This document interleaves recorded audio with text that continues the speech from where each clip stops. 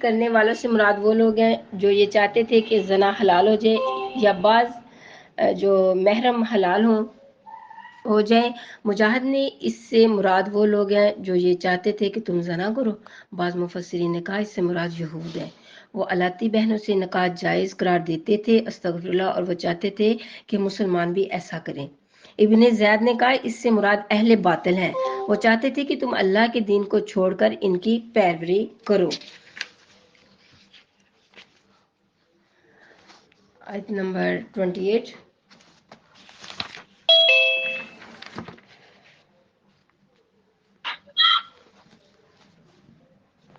یرید اللہ ارادہ فرماتا ہے اللہ تعالیٰ ان یہ کہ یخفف ہلکا کرے وہ عنکم تم سے، وخلق اور پیدا کیا گیا انسان ضعیفاً کمزور۔ یہاں پر اللہ سبحانہ تعالیٰ فرماتے ہیں اللہ نے تم سے مشکل احکام کا بوجھ ہلکا کرنا چاہتا ہے بے شک، اور انسان کو کمزور پیدا کیا گیا ہے۔ شریعت کا مزاج اور جو آسان احکام بیان کرنا ہے نہ کہ مشکل ہے۔ اس آیت کا ایک معنی یہ ہے کہ اللہ سبحانہ تعالیٰ نے مسلمانوں پر آسانی کر کے ضرورت کے وقت باندیوں سے نکاح کرنا ان کے لیے جائز کر دیا، اور دوسرا معنی یہ ہے کہ اللہ سبحانہ تعالیٰ نے ہمارے لیے آسان احکام مشروع کیے ہیں، ایسے سخت اور مشکل احکام کا ہم کو مکلف نہیں کیا جیسے مشکل احکام کو بنو اسرائیل کو مکلف کیا تھا۔ ہمارے لیے تمام روئے زمین پر نماز پڑھنے کو جائز کر دیا، اور خصوصاً مسجد میں نماز پڑھنے کا مکلف نہیں کیا۔ پانی نہ ملنے یعنی کہ جہاں بھی نماز ملے پڑھ لو، پانی نہ ملنے یا پانی پر قدرت نہ ہونے کی وجہ سے ہمارے لیے تیمم کو جائز کر دیا۔ قربانی کو کھانا اور مال غنیمت ہمارے لیے حلال کر دیا۔ گناہ کے لیے استغفار اور توبہ رکھی۔ بنو اسرائیل کی شریعت کی طرح یہ نہیں فرمایا کہ تم ایک دوسرے کو قتل کرو تو تمہاری توبہ ہوگی۔ سفر اور بیماری میں روزہ نہ رکھنے کی رخصت، یعنی کہ سفر میں 4 رکعت والی نماز کو 2 رکعت کر دیا۔ غرض پچھلی شریعتوں میں جو مشکل احکام تھے وہ ہمارے لیے اللہ سبحانہ تعالیٰ نے آسان کر دیے۔ امام محمد بن اسماعیل بخاری روایت کرتے ہیں، ابو ہریرہ رضی اللہ تعالیٰ عنہ بیان کرتے ہیں، رسول صلی اللہ علیہ وآلہ وسلم نے فرمایا تم آسانی کے لیے بھیجے گئے ہو، مشکل ڈالنے کے لیے نہیں بھیجے گئے۔ امام ابو عیسیٰ محمد بن عیسیٰ ترمذی روایت کرتے ہیں، حضرت عائشہ صدیقہ رضی اللہ تعالیٰ عنہ بیان کرتی ہیں کہ رسول صلی اللہ علیہ وآلہ وسلم کو جب بھی 2 کاموں میں سے کسی ایک کا اختیار دیا جاتا تو آپ زیادہ آسان کو اختیار فرماتے۔ سبحان اللہ۔ آیت نمبر 29۔ یا ایھا الذین، اے لوگو، آمنو جو ایمان لائے ہو، لا تاکلوا نہ کھاؤ تم، اموالکم مال اپنے، بینکم درمیان اپنے، بالباطل ساتھ ناجائز طریقے سے، الا مگر ان یہ کہ تکون ہو وہ تجارتن تجارت، ان سے تورادن آپس کی رضامندی، منکم تم میں سے، ولا اور نہ تقتلوا قتل کرو تم، انفسکم جانو اپنی کو، ان اللہ بے شک اللہ تعالی کانا ہے بکم ساتھ تمہارے، رحیمن مہربان۔ اللہ سبحانہ تعالیٰ کا ارشاد ہے اے ایمان والو ایک دوسرے کا مال ناجائز طریقہ سے نہ کھاؤ، اس کے باہمی رضامندی سے تجارت ہو۔ مال حرام کی انواع اور اقسام، اس سے پہلی آیتوں میں اللہ سبحانہ تعالیٰ نے جسموں اور بدنوں میں تصرف کرنے کی ہدایت دی تھی، زنا اور عمل قوم لوط سے منع فرمایا، اسی طرح جو محرم کے ساتھ نکاح کرنے سے منع فرمایا تھا۔ اس آیت میں مسلمانوں کو ان کے اموال میں تصرف کے متعلق ہدایت دے دی ہے۔ امام ابو بکر احمد حسین روایت کرتے ہیں، حضرت عبداللہ بن عمر رضی اللہ تعالیٰ عنہ بیان کرتے ہیں کہ رسول صلی اللہ علیہ وسلم نے رشوت دینے والے اور رشوت لینے والے پر لعنت فرمائی ہے۔ مسروق بیان کرتے ہیں حضرت عبداللہ بن مسعود سے پوچھا گیا کہ سخط کا کیا معنی ہے؟ انہوں نے کہا رشوت۔ پھر سوال کیا گیا فیصلہ پر رشوت لینے کا حکم کیا حکم ہے؟ انہوں نے کہا یہ کفر ہے، کیونکہ اللہ تعالیٰ نے فرمایا ہے جو لوگ اللہ تعالیٰ کے نازل کردہ احکام کے مطابق فیصلہ نہیں کرتے وہ کافر ہیں۔ کسی پر ظلم کرنے کے لیے یا کوئی ناجائز کام کرانے کے لیے کچھ دینا رشوت ہے، اور اپنا حق حاصل کرنے کے لیے یا خود کو ظلم سے بچانے کے لیے کچھ دینا یہ رشوت نہیں ہے۔ جو لے گا وہ رشوت ہے، جو دے گا وہ نہیں کوئی رشوت۔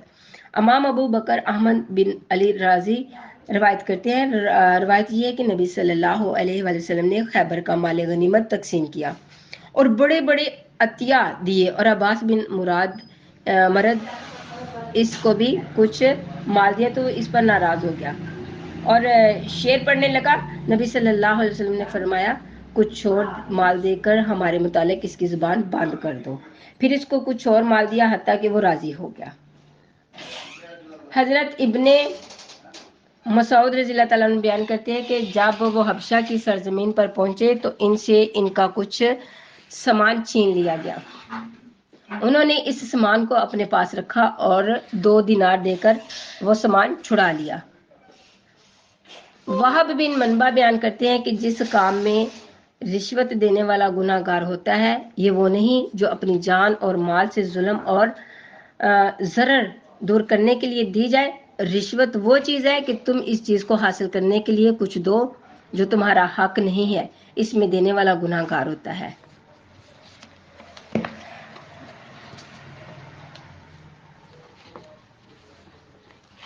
آیت نمبر 30، وَمَنْ يَفْعَلْ ذَلِكَ، اور جو کرے گا یہ عدواناً زیادتی وظلماً اور ظلم سے، فَسَوْفَ پس ان قریب، نُصْلِهِ پہنچائی جائیں گے ہم سے، نارن آگ میں، ہم ان سے آگ میں، وَكَانَ اور ہے، ذَلِكَ یہ، عَلَىٰ اوپر، اللہ تعالیٰ کے، یسیرا بالکل آسان۔ اور جو ظلم و زیادتی سے ایسا کرے گا تو ان قریب ہم اسے آگ میں داخل کریں گے، اور یہ اللہ کو آسان ہے۔ بہت اللہ تعالیٰ کے لیے یہ بہت ہی ایک آسان بات ہے۔ اللہ سبحانہ تعالیٰ کا ارشاد ہے کہ اور اپنے آپ کو ہلاکت میں نہ ڈالو، بے شک اللہ تم پر بہت رحم فرمانے والا ہے۔ اس آیت کے 3 معنی ہیں۔ ایک معنی یہ ہے کہ مسلمان ایک دوسرے کو قتل نہ کریں، کیونکہ رسول صلی اللہ علیہ وآلہ وسلم نے فرمایا تمام مسلمان ایک جسم کی طرح ہیں، اس لیے اگر ایک مسلمان نے دوسرے مسلمان کو قتل کیا تو یہ ایسا ہے جیسے اس نے اپنے آپ کو قتل کیا۔ دوسرا معنی یہ ہے کہ کوئی ایسا کام نہ کرو جس کے نتیجہ میں تم ہلاک ہو جاؤ۔ اس کی مثال یہ حدیث ہے، امام محمد بن اسماعیل بخاری بیان کرتے ہیں حضرت عمرو بن العاص رضی اللہ تعالیٰ عنہ ایک سرد رات میں جنبی ہو گئے تو انہوں نے تیمم کیا اور یہ آیت پڑھی، وَلَا تَقْتُلُوا أَنفُسَكُمْ إِنَّ اللَّهَ كَانَ بِكُمْ رَحِيمًا، تم اپنے نفسوں کو قتل نہ کرو، بے شک اللہ سبحانہ تعالیٰ تم پہ بے حد رحم فرمانے والا ہے۔ پھر نبی صلی اللہ علیہ وآلہ وسلم سے اس کا ذکر کیا تو آپ نے ان کو ملامت نہیں کی۔ اس آیت کا تیسرا معنی یہ ہے کہ مسلمانوں کو اللہ تعالیٰ نے خودکشی کرنے سے منع فرمایا ہے، اور اس آیت کی بنا پر خودکشی کرنا حرام ہے۔ خودکشی کرنے والے کے عذاب کا بیان، استغفر اللہ۔ امام مسلم بن حجاج جو ہے وہ روایت کرتے ہیں، حضرت ابو ہریرہ رضی اللہ تعالیٰ عنہ بیان کرتے ہیں کہ رسول صلی اللہ علیہ وآلہ وسلم نے فرمایا جو شخص جس ہتھیار سے خودکشی کرے گا دوزخ میں وہ ہتھیار اس شخص کے ہاتھ میں ہوگا، اور وہ شخص جہنم میں اس ہتھیار سے ہمیشہ خود کو زخمی کرتا رہے گا، استغفر اللہ۔ اور جو شخص زہر سے خودکشی کرے گا وہ جہنم میں ہمیشہ زہر کھاتا رہے گا، اور جو شخص پہاڑ سے گر کر خودکشی کرے گا وہ جہنم کی آگ میں ہمیشہ گرتا رہے گا۔ صدق اللہ العظیم وما علینا الا البلاغ المبین۔ میں اللہ سبحانہ تعالیٰ سے میری دعا ہے کہ اللہ سبحانہ تعالیٰ ہماری اس کاوش کو اپنی بارگاہ عالیہ میں قبول و منظور عطا فرمائے، اور ہم سب بہنوں کو ایک ساتھ چلنے اور اس منزل کو پار کرنے کی توفیق عطا فرمائے۔ اور اللہ سبحانہ تعالیٰ سے میری یہ بھی دعا ہے کہ ہمارے اس گروپ کو اللہ سبحانہ تعالیٰ اچھے طریقے سے، ہمارے جو ایڈمن ہیں ان کو بھی اللہ سبحانہ تعالیٰ اس کا اجر عظیم عطا فرمائے۔ السلام علیکم ورحمۃ اللہ وبرکاتہ۔ اگر تجتنبو بچو گے تم کبائرہ بڑے گناہوں سے، ماں جو تنہون روکے جاتے ہو تم عنہ اس سے، نکفر مٹا دیں گے ہم، عنکم تم سے، سیئاتکم برائیاں تمہاری، وندخلکم اور داخل کریں گے ہم تمہیں، مدخلن داخل ہونے کی جگہ، کریمن عزت والی، ولا اور نہ، تتمنو آرزو کرو تم، ما فضل اللہ جو کہ بزرگی دی اللہ نے، بھی ساتھ اس کے، بعدکم بعد تمہارے کو، علی اوپر، بعدن بعد کے، للرجال واسطے مردوں کے، نصیبم حصہ ہے، مما اس چیز سے، مکتسبو اس سے جو کمایا انہوں نے، وللنساء اور واسطے عورتوں کے، نصیب مما اور حصہ ہے اس سے، مکتسبنا جو کہ کمایا انہوں نے، واسألوا اللہ اور مانگو تم اللہ سے، من فضلہ فضل اس کے سے، ان اللہ بے شک اللہ تعالیٰ قانا ہے، بکلی ساتھ ہر چیز کے، شیئن چیز کے، علیمن جاننے والا، ولی کلن اور واسطے ہر ایک کے، جعلنا بنائے ہم نے، موالیہ وارث، مما ترکا اس سے جو چھوڑ گئے، والدانی ماں باپ، والاقربون زیادہ قریبی رشتہ دار، والذین اور جن سے، عقدت بند چکی، ایمانکم قسمیں تمہاری، فآتوہم پس دو تم انہیں، نصیبہم حصہ ان کا، ان اللہ بے شک اللہ تعالیٰ کانا ہے، علی اوپر، کلی ہر شیئن چیز کے، شہیدہ گواہ۔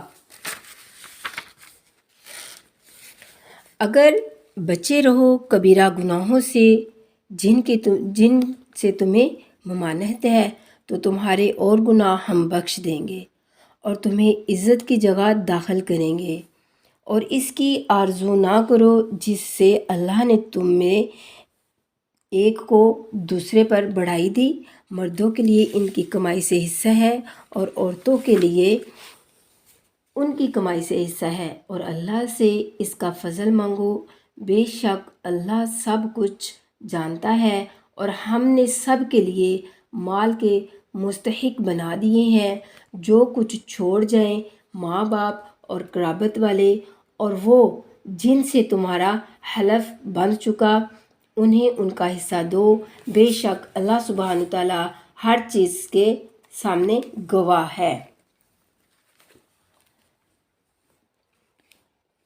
اس آیت کریمہ میں یہ بتایا جا رہا ہے کہ ان تجتنبوا کبائرہ کہ بعض کبیرہ گناہ کرنے پر وعید بیان کی گئی ہے۔ اس آیت میں کبیرہ گناہوں سے بچنے پر صغیرہ گناہ بخشنے اور عزت کی جگہ داخل کرنے کا وعدے کا ذکر کیا گیا ہے۔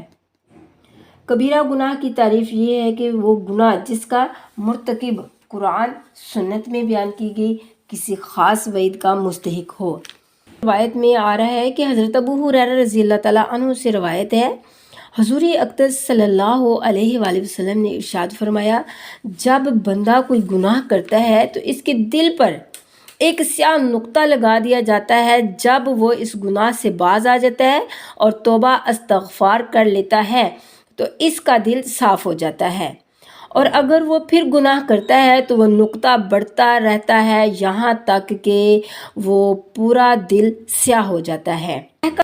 کبیرہ گناہوں کے بارے میں مشہور حدیث، بڑے بڑے کبیرہ گناہوں کے بارے میں مشہور حدیث یہ ہے، حضرت عمرو بن حزم رضی اللہ تعالیٰ عنہ سے مروی ہے، رسول اکرم صلی اللہ علیہ وآلہ وسلم کا فرمان عالی شان ہے، قیامت کے دن اللہ کے نزدیک سب سے بڑے گناہ یہ ہوں گے، اللہ کے ساتھ شرک کرنا، مسلمانوں کو ناحق قتل کرنا،